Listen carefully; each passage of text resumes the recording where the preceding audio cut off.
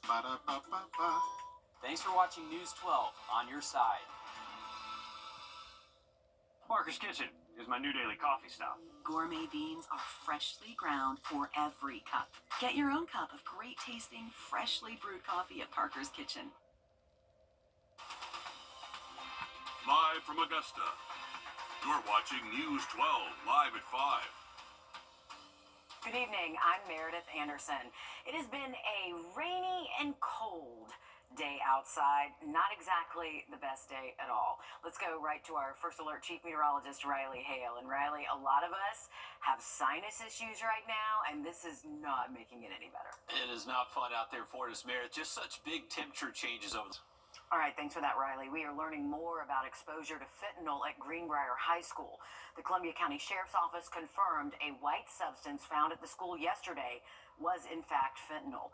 Officials say a student found a dollar bill at a gas station and then later unrolled it in class, causing the powder to fall onto his lap. Your Audrey Dickherber spoke with a Columbia County Associate Superintendent on what the district's response will be going forward. Audrey, what did she tell you? Well, it's scary just how easily it is to be exposed to a drug without even realizing it. And that was the reality for a classroom of students at Greenbrier High School yesterday. Parents who had kids in the classroom were called, and all parents at the school were sent a letter to let them know what had happened, saying the student reportedly picked up a dollar bill at a gas station parking lot off campus, then was unrolled in class, causing some of that to fall onto the student's lap. Administrators, Columbia County School District Police, and the Columbia County Sheriff's Narcotics team responded. The class was relocated to a different room, and students were checked out by medical staff while the classroom was cleaned. The school district says they take this matter seriously and have Narcan at the schools, but luckily didn't need to use it this time. Our people did everything that they could possibly do to secure the scene, to keep anyone else from being in contact with anything that might have been harmful, and then disposing of anything that was at the scene that may have been, or at least getting it to where the hazmat team would have it to look at as well. SROs did their normal thing with securing any evidence, looking at cameras, making sure that everyone was in a safe place. And coming up all new on News 12 at 6 o'clock, we'll hear from a parent whose son was in that classroom when it happened. Scary stuff, Audrey, being exposed to drugs just by the person you're sitting next to. Unimaginable. Thanks for staying on top of this for us. A new bill at the Georgia State House is sparking a lot of debate tonight. It would require certain schools to display the 10 Commandments inside classrooms at all times. Doug Wrdw has more from lawmakers. New in the last hour, Dr. Jermaine Worrell will become the president of Savannah State University effective April 1st. He has served as the president of Augusta Technical College since November of 2020. A week ago, it was announced he was the sole finalist for the position after a 6-month search.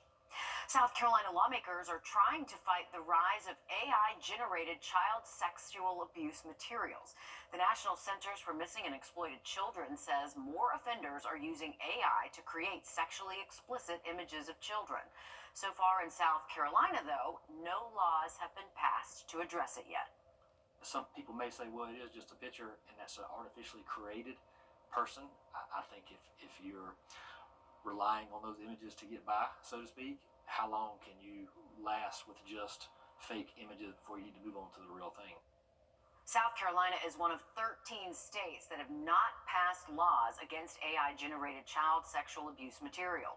Right now, 5 bills are sitting in the State House that would make these images illegal. Several bills were introduced last year, but none passed. A treaty signed by 10 Native American tribes in South Carolina will allow for leaders to push for change. With an increase in housing developments, Wassamasaw tribe leaders say they are feeling pushed out. They say they can't compete with what development companies are able to offer tribal citizens for their land. We're working to take the lands we own as a tribal community and probably ask for some policy to be made to do something similar to what New York and other states have done with recognizing the land owned by state recognized tribes as being reservation land.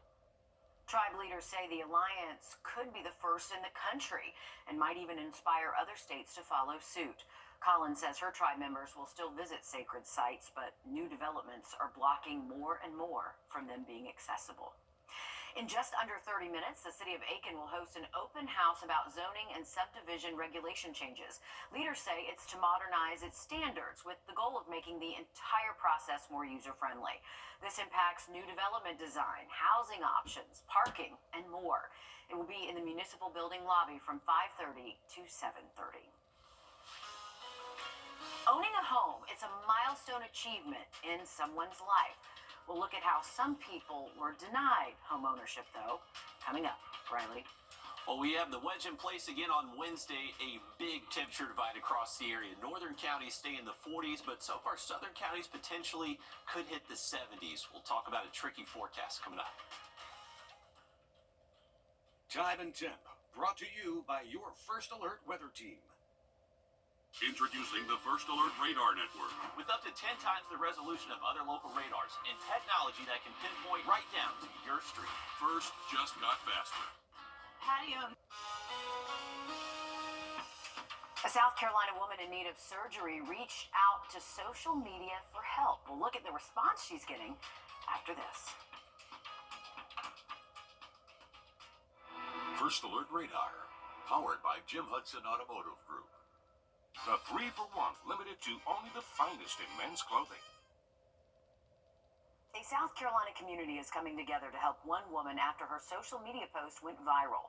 23-year-old Hope Walters went online to tell people she's in need of a kidney transplant. But this isn't her first time going through this ordeal. Carolina Spikes has more on her story. I was evacuated out of Patagonia up by rowboat in like 8-hour drive to the nearest hospital. And that's when Hope Walters found out her left kidney was not functioning properly across the world studying abroad. In 2021, Hope's life took an unexpected turn when her mother, Louisa Walters, had to be her kidney transplant donor. We were talking and having a conversation. I said, well, whatever comes, I said, you've always got a piece of me inside of you for the rest of your life, and I'm always there to support you. Now, 3 years later, Hope and her team of doctors have found that that same kidney is now struggling, even after months of tests and daily medications. That's why she made a post on social media a few days ago asking for help while raising awareness. Be vulnerable. Like, just be yourself. I was scared to be vulnerable, and now that I have this whole community behind me. When Hope first went through this years ago, her doctors advised her to take it to social media. Even though the Walters family was hesitant, they've seen it pay off. If she can get up every day and put herself out there and ask for help and take the help, which is it's a humbling experience, but she has proved herself that she can do this. Hope and her mother said even though her friends, family, and workplace have supported her through this in all ways, she knows this isn't only for her, but for other people in a similar situation. Walter says she feels more hopeful this time around, and none of this would be possible without the support of her friends, family, workplace, and the entire Charleston community.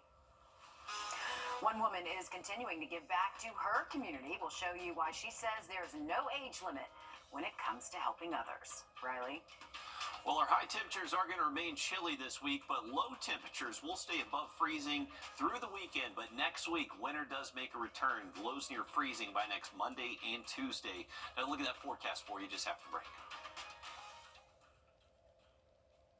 I'm Jordan Pierce with One woman is proving age does not matter when it comes to giving back to your community. Donna Burt is 90 years old and still volunteers at a nature center like she has for the last 25 years. And she's still passionate about bringing her love of the outdoors to anyone. I guess I was brought up that volunteering is the rent you pay to be on the planet. I don't feel like I don't know how it's supposed to be because sometimes I still feel like I'm in my 30s or 40s. Good for you, Donna. Burt says she's never let her age hold her back, even continuing to play tennis into her 80s. I like that, though, that volunteerism is the rent you pay to be on the planet. That is a perfect line. Definitely keeps you young, and you can tell it's keeping her young for sure. She's got a lot of pep in her step still, and glad she's still doing a lot of good out there. We do have cloudy and wet conditions. Call all nines now. I look at her and I see my future. She is the promise that gives meaning to each new day. Our love holds us close and guides us. She is, and always will be, my everything. I celebrate her with a jeweler that I trust. And that's Windsor. $39. Stanton Optical. Easy's our thing. Trust Chief Meteorologist Riley Hale for your first alert. When you visit or work with Parker's Kitchen, your support makes a difference. You've helped us rank as Best Workplace in America. None of this happens without you. Thank you. You're watching News 12 live at 5. Continues. Upgrades for Augusta's Dias Park are years in the making, but city leaders still haven't broken ground on renovations, despite having secured the money in 2023. What's causing the holdup? That's coming up next.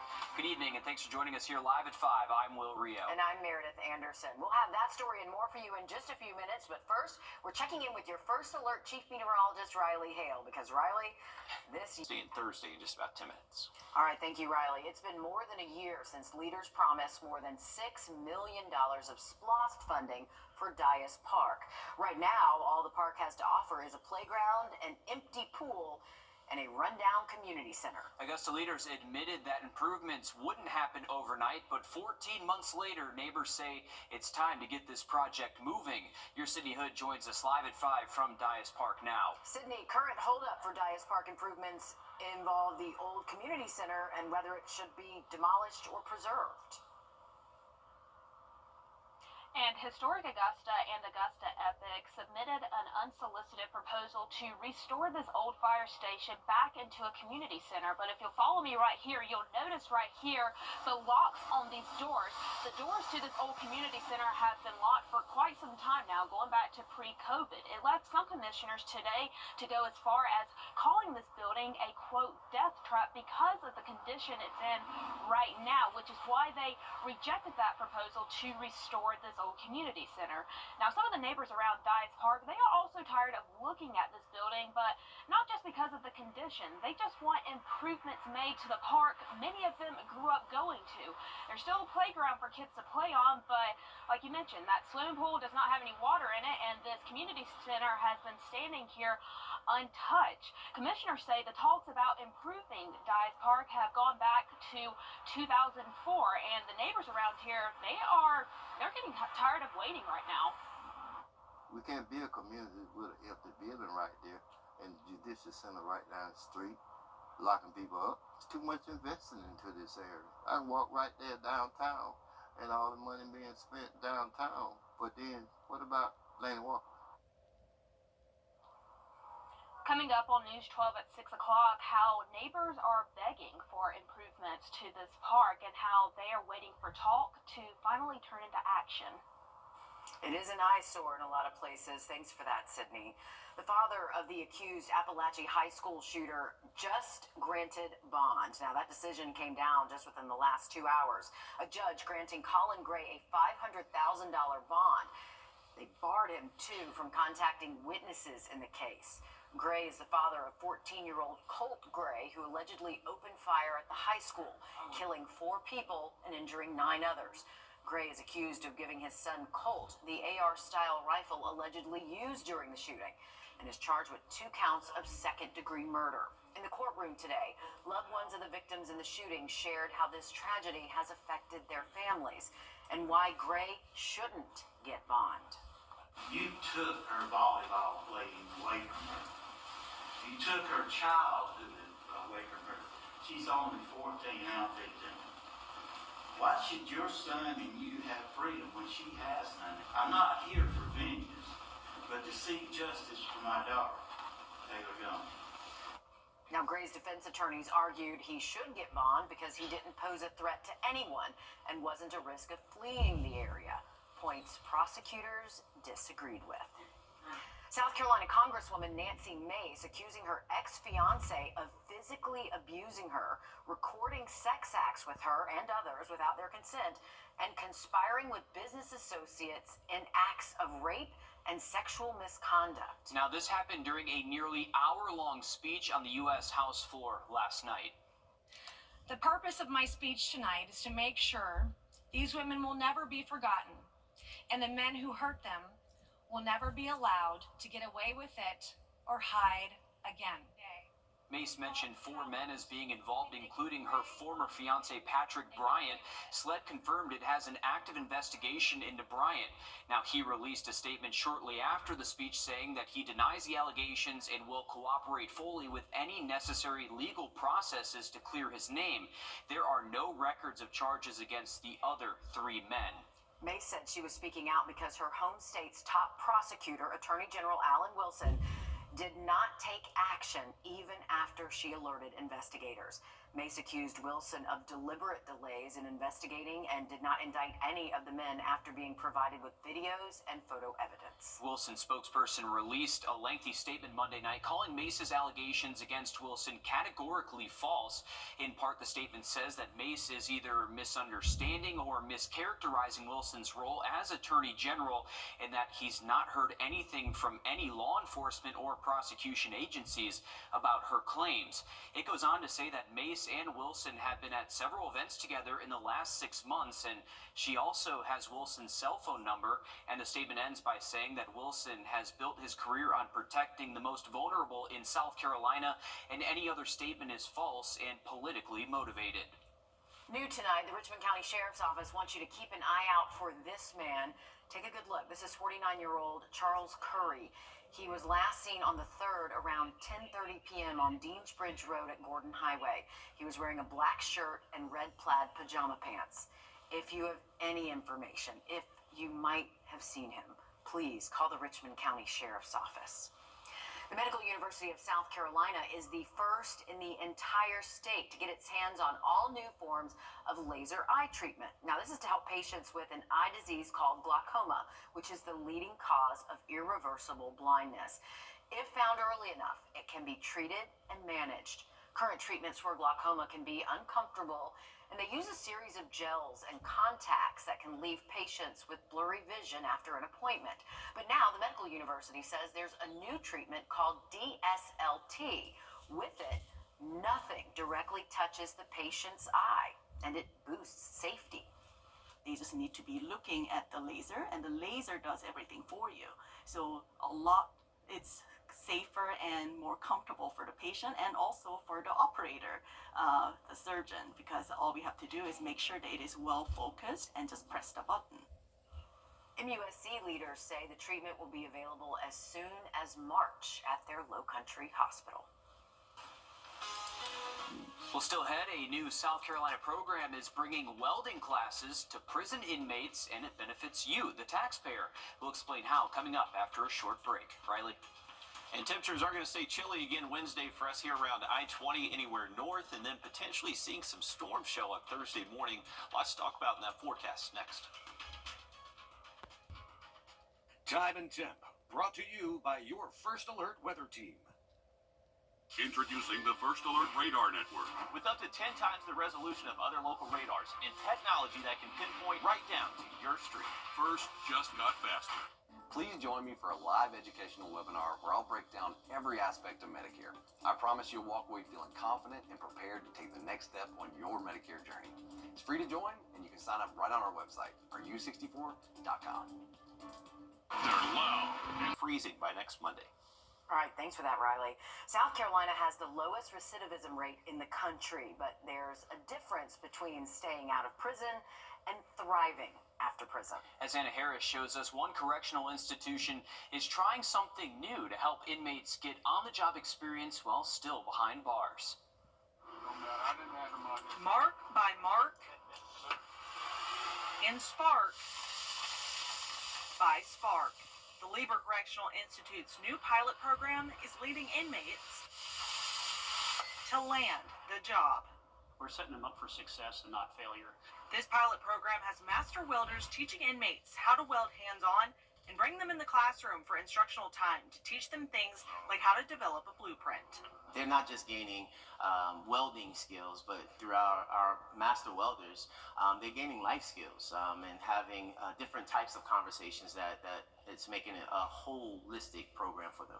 This program is funded by $45,000 worth of grant money from the nonprofit Coastal Community Foundation and the SC Association of Community Economic Development, plus money from the state for the mobile welding lab. What they learn here is what can take them to the right place, such as working for an airplane dealer, shipbuilder, or automaker post-incarceration. We have people who return home and they face a lot of obstacles in terms of finding an affordable place to live, finding gainful employment, employers who are not requiring them to check the box. And so because of the need in our different industries, we feel like we're providing a necessary pipeline that not only help employers, but it provides an opportunity for returning citizens to earn anywhere from $17 to $22 an hour starting. So how can this benefit taxpayers? It 100% makes the community safer. If people have a job, a place to live, stable income and benefits, they're much less likely to come back to prison at a great societal cost and a great taxpayer cost. This will save taxpayers a lot of money by these folks not coming back into the system. Sterling says SCDC has a 17.1% recidivism rate, the lowest in the entire country. And once this 5-month program wraps up, they're hoping to expand it to make the rate keep going down. We want to keep this funding source available because it is desperately needed and it's going to be gainfully employed to many individuals, which is most important. SCDC is encouraging employers to partner up with their programs so they can receive job candidates and make it a little bit easier for people with a criminal record to have a stable paying job. Chocolate and flowers make great Valentine's Day gifts, but if you really want to surprise them, I've got 2 words for you: tech gadgets. I'm Jamie Tucker, coming up with a few ideas that will knock their socks off. First Alert Radar, powered by Jim Hudson Automotive Group. Look at this one under eye. Valentine's Day is this Friday, and before you find yourself rushing to get a gift before the day, you might want to buy something unique right now. Yeah, your consumer tech reporter Jamie Tucker has some tech gifts that are perfect for everyone.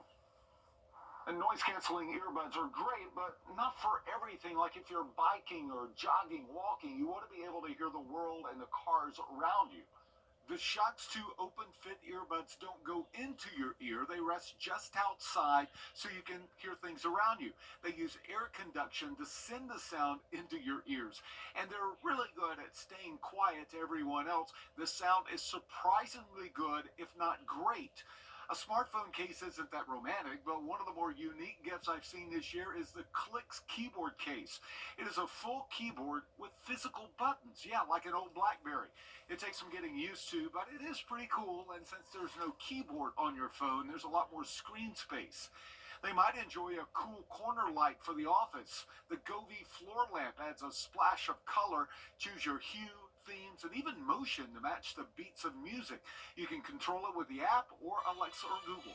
And if they've got a taste for espresso and are always on the go, the Wakiko Nano Press is a low-tech portable espresso maker. Fill it up with hot water, pack it with fine espresso grounds, and then when you're ready for a cup on the go, just press the pump. Using 261 pounds per square inch, the Nano Press pours a perfect shot of espresso, even with some crema on top. Seriously. Things have been around for a while and they have a big following, and it really does make a fine cup of espresso. You might want to throw in a piece of chocolate, though. I mean, it is Valentine's Day. That's What the Tech. I'm Jamie Tucker. In the final Sunday ahead of the start of the 89th Masters Tournament, 80 junior golfers will descend upon Augusta National Golf Club. They'll all be competing in the national finals of drive, chip, and putt. 2 golfers from the CSRA will be among the elite club. Alyssa, you had the chance to talk to one of them so far. Yeah, both Shane Strickland from Aiken and Colton Johnson, who's from Appling, will be competing in the national finals. Last season, we saw Kip Madison win the boys 12 to 13 age group. Johnson hopes to give our area a repeat in that same division. Johnson played his first tournament when he was 4 years old. It's been tough to get him off the driving range since. He's tried to make the national finals in years past, but things didn't always swing his way. This year, he really wanted to qualify, so he made it to Sea Island and placed first overall. The 13-year-old has talked to previous contenders in Kit Madison and Hamilton Coleman. Coleman, who recently committed to play golf for Georgia, passed on some advice. He told me, like, just, you're not going to be nervous because, I mean, you've already won by making it there. So just pretend like you're out here on the driving range and stuff, just hitting golf balls. We'll check back in with him in the next 15 minutes. Atlanta Dream have renewed their partnership with Gray Television to broadcast games for the 2025 WNBA season. That means all Dream games, not exclusively on a national platform, can be watched on Peachtree TV and Peachtree Sports Network. This is really exciting for fans. You can watch Washington County's Alicia Gray and new signee Brittany Griner. The 2025 Dream season kicks off on May 16th against the Washington Mystics. Tickets already sold out, though. Wow, tickets going fast there. Thanks for that, Alyssa. We are going to keep things pretty chilly again for our Wednesday, but temperatures will gradually warm up a little bit each day for the rest of the week. And by the weekend, we could actually see highs back near 70. Look at that 70 forecast again just after the break. When the power goes out, rest easy. Our First Alert has always given you the edge against severe weather. And now, with our new First Alert radar network, First just got even faster. This is the most advanced weather radar around, filling in the gaps that have plagued our area for years. With up to 10 times the resolution of other local radars and technology that can pinpoint right down to your street. No other station can provide you with this type of enhanced weather coverage. You'll only find it here, putting your family's safety first with the First Alert radar network. First just got faster. Welcome back, folks. You can see a fairly cloudy look over Clarksville Lake from our Thurman Dam cam. Definitely some wet conditions up there, too. We've seen some pretty steady, just light showers passing over the lake. Temperatures are holding steady near 40 for most spots along I-20 and up towards Clarksville as well, but a little bit warmer south of the interstate as you get closer to I-16. Here's a look at this range. It's moving in from the west. This is going to continue to just be on and off across the region for this evening into tonight. So if you do have plans to be outside for the rest of your Tuesday, have the rain jacket, have an umbrella with you. Be prepared for temperatures most likely staying very cool near that 40-degree mark for the rest of this evening. Not really expecting temperatures to drop too much from that number as we get into tomorrow morning. But throughout the day tomorrow, it's not going to be a great day for the dog walks. Unfortunately, all our dog owners know that these wet days make it miserable to get those potty breaks in. So if you're going to have to do that early tomorrow morning, expect wet conditions. Be prepared to have that towel next to the door. Temps will most likely be in the 40s for us most of the day again on Wednesday. So pretty chilly outlook. Once we get into Thursday, that's when that front moves in early in the morning, brings us a chance for an early thunderstorm, but dry for Valentine's Day. All right, thanks, Riley. Stick with us. We have more news, weather, and sports coming up after a short break on News 12 at 6 o'clock.